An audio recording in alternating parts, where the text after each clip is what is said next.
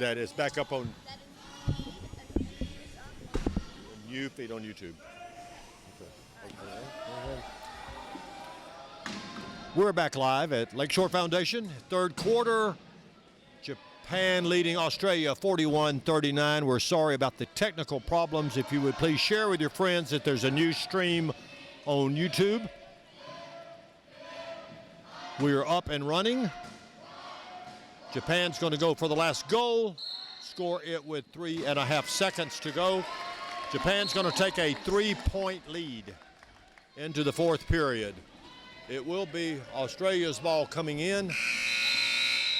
It will be Australia's ball coming in to start the fourth quarter, but at the end of 3 from Birmingham and Lakeshore Foundation, Japan 42, Australia 39.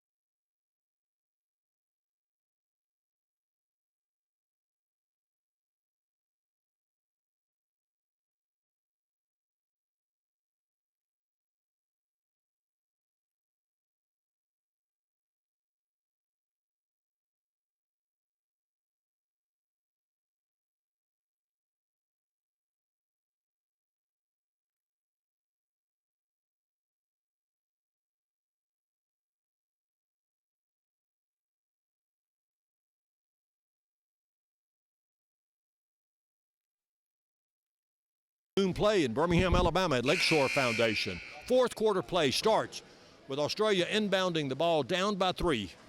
Australia has no timeouts left. Japan has 2 on the court.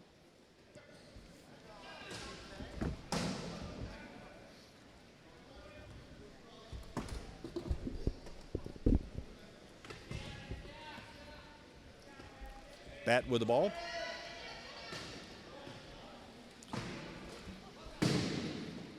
Pass down to Jaden Warren. Warren with the ball in the corner. 18 seconds left on the shot clock. Bat pivots around the top of the key. Goes to the corner and scores. Nice pick set by Jason Lees. Mentioned before that the low pointers in these games gets overlooked sometimes, but they are much like an offensive lineman. They create the plays, set the plays, enabled the running back, so to speak, to score the ball. Very, very critical part of the play. Shin Shimakawa pushes the length of the forward on Riley Bat and scores to put Japan back up by 3 at the 7:20 mark.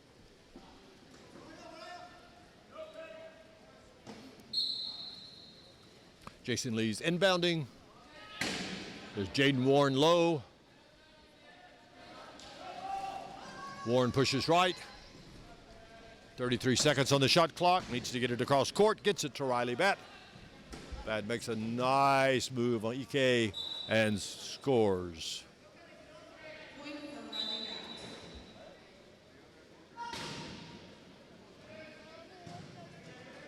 Shimakawa with the ball.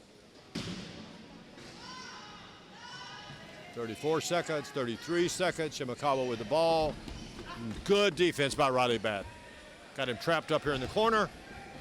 Down to 25 seconds on the shot clock. Shimakawa makes a nice move. Oh, Batt and spins off of him. Scores unimpeded. Back up by 3.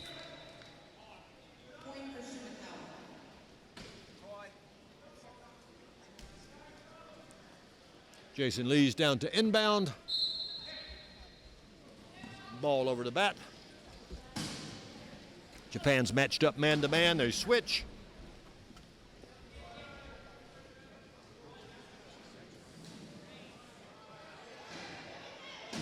Batt's in the corner. He needs to get out. 25, 24, 23 seconds left on the shot clock. Somebody needs to set a pick for him, which they did. Batt breaks loose out of the corner.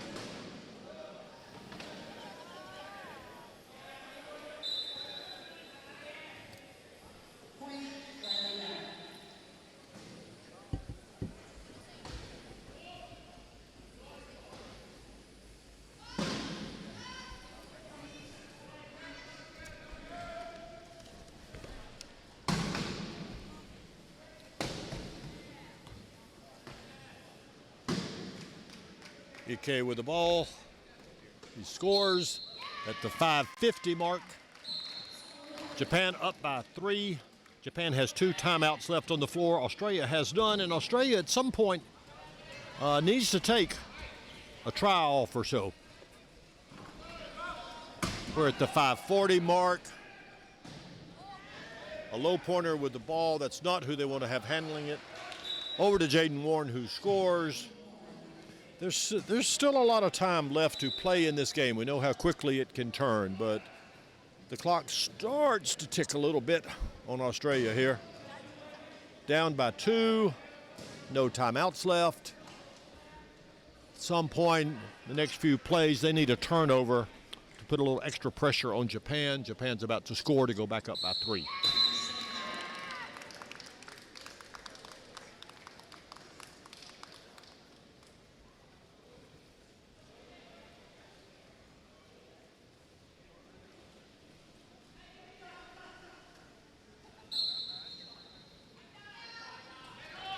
Warren with the ball, driven to the side, being held there by Norimatsu. He breaks loose, straight line to the goal. No one's going to touch him. Nice push by Jaden Warren. Warren doesn't get a lot of attention sometimes because of the superstardom of Batt and Bond, but he's such a critical part of this team. Not maybe as flashy, but certainly just as solid. Score by Shimakawa.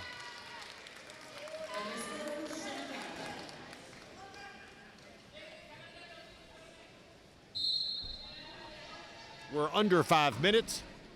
Japan 47, Australia 44.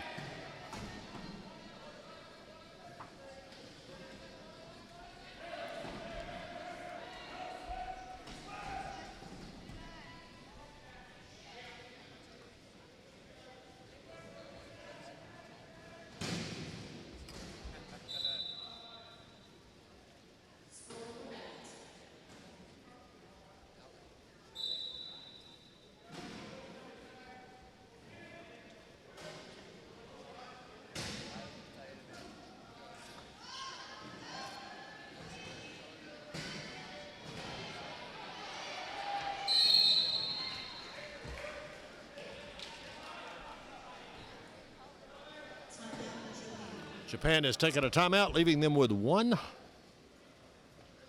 Up 47-45 at 4.5 minutes. Japan has the ball. They'll be inbounding. Down to 1 timeout. Australia has none. These are 30-second timeouts.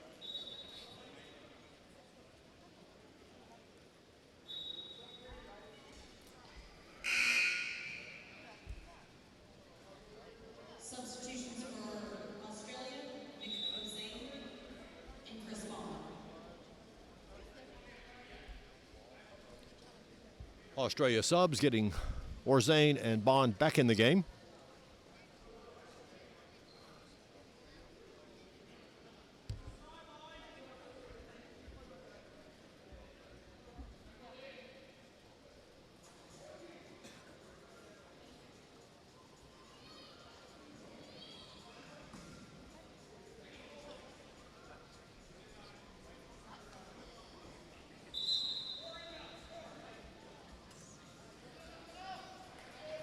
Haga will inbound for Japan. Shimakawa is trapped on the far sideline by the two Australian low pointers. They've got him out of the play. Haga and Ike. Ball to Ike. Drives towards the goal. Bond picks him up. Nice hit at the baseline, at the try line. But a score. Japan up by 3.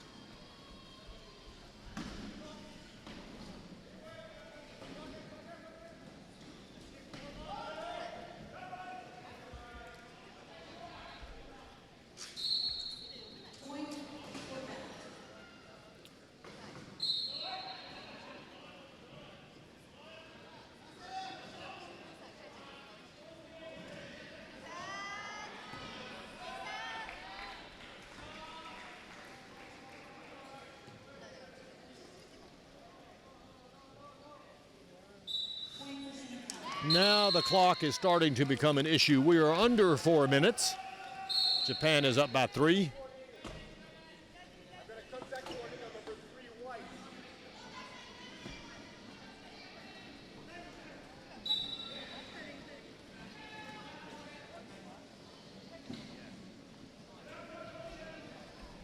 Bat with the ball, pushes right up the court. Bond sets a good screen for him.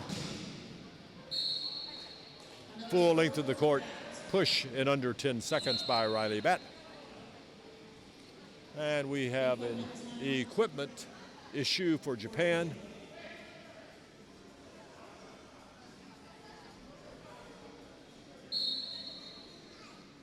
Ball back live in the player's lap. He has 10 seconds to inbound the ball. They have 12 seconds to get it across half court. They have 40 seconds to score.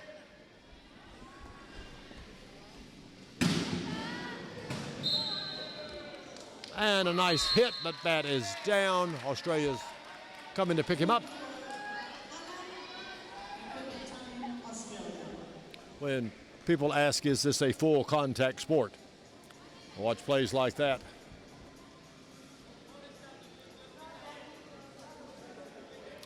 It is full contact. It is.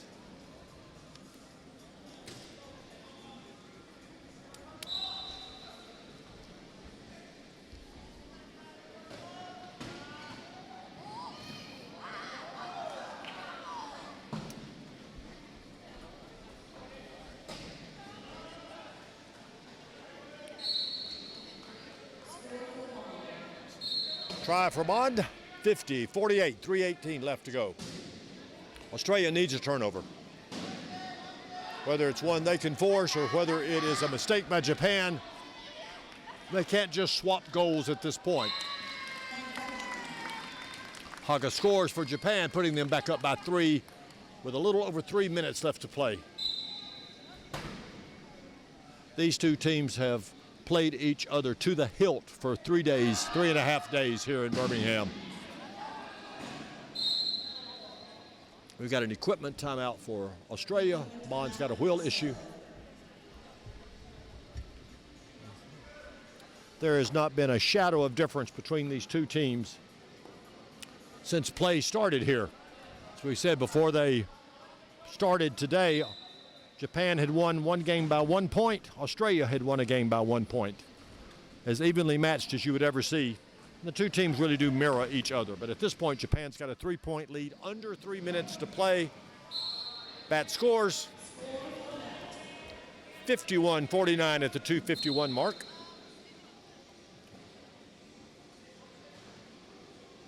Need some good pressure defense by Australia if they're going to force a turnover. They may have done it just then. The shot clock never started. But a turnover by Australia. Australia has a man down. That's the turnover they were looking for. It is now 51-50 at the 2:37 mark. Japan has just used their last bench timeout, so they have one floor timeout, no bench timeouts left. Australia has no floor, both benches left. That was the turnover Australia was looking for. As opposed to a 3-point lead by Japan, it's now a 1-point lead by Japan. So at this point, it really is anyone's game.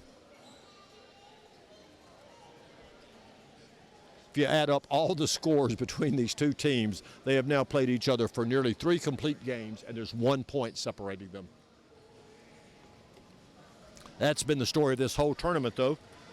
GB, USA, these two teams, 6 one-point games in 3 days, 4 overtime games. There is just no difference in these 4 teams. They're equally talented. There we have another fumble by Japan. It's off his. Japan scoops the ball up, and they use their last timeout. There's 32 seconds on the shot clock. There was a fumble. Japan had 1 timeout left. As soon as he picked the ball up, they called it. It's now 51-50. No timeouts either team. Japan will be inbounding the ball. This is exactly what we expected between these two teams.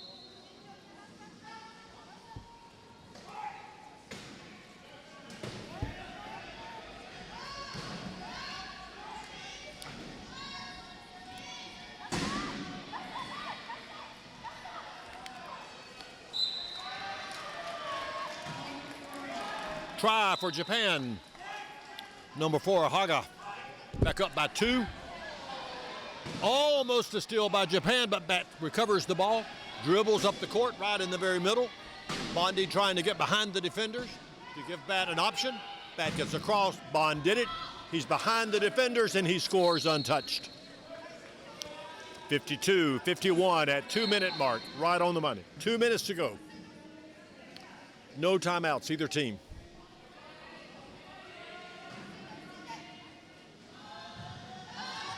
Australia needs 1 more turnover. They can't just swap goals at this point. And there's the turnover. Solid hit by Bond.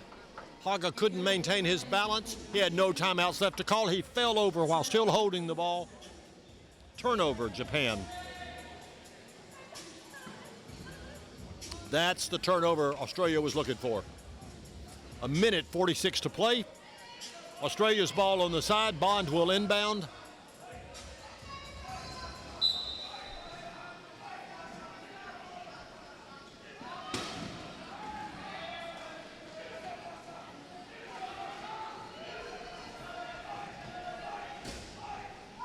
.32-31 on the shot clock. Australia's going to work the clock a little bit, pick out when they want to score. They scored to tie this game up. 52-52. Japan had enjoyed a 4-point lead earlier. It's now 52-52 with 1:28 to play. Japan has the ball. No timeouts either team. Haga across midcourt to Shimakawa.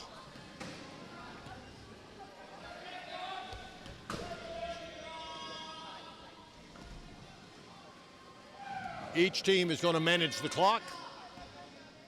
Japan will probably attempt to score around the 50 to 55 second mark, somewhere in that range. 7 seconds on the shot clock. He now makes his move to try to score. Has he waited too late? No, he scores. Haga with the try. Japan up 53-52 with 54 seconds. Nobody has a timeout. So Australia needs to score really quick. And they did with 45 seconds to go on the clock. 53-53. which means even if Japan can run the clock down, Australia's got a chance to get the ball back with 5, 6, 7, 8 seconds to go and a chance to score.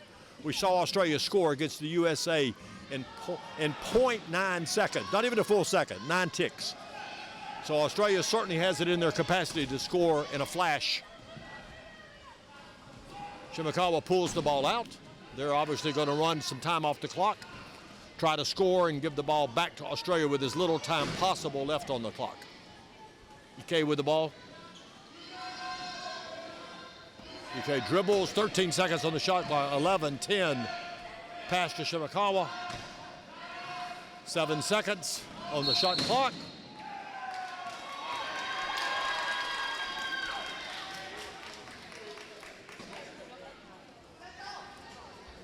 And they call a reaching foul on Riley Batt with 9 seconds to go on the game clock, which resets the shot clock. Means all Australia can do now is hope for a turnover. They're down a man. Down a man. 2 seconds, 3 seconds, 1 second.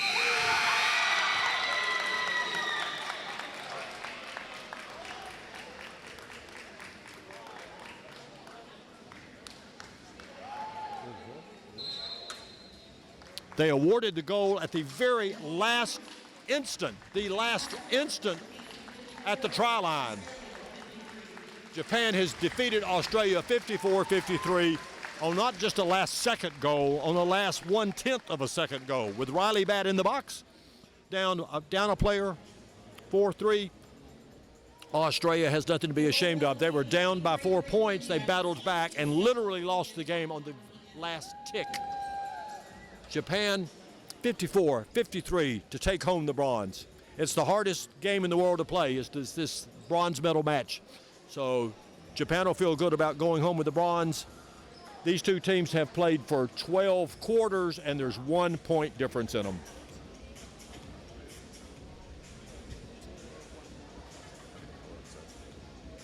So that's the end of the bronze medal match from Lakeshore Foundation in Birmingham, Alabama, here on Memorial Day weekend.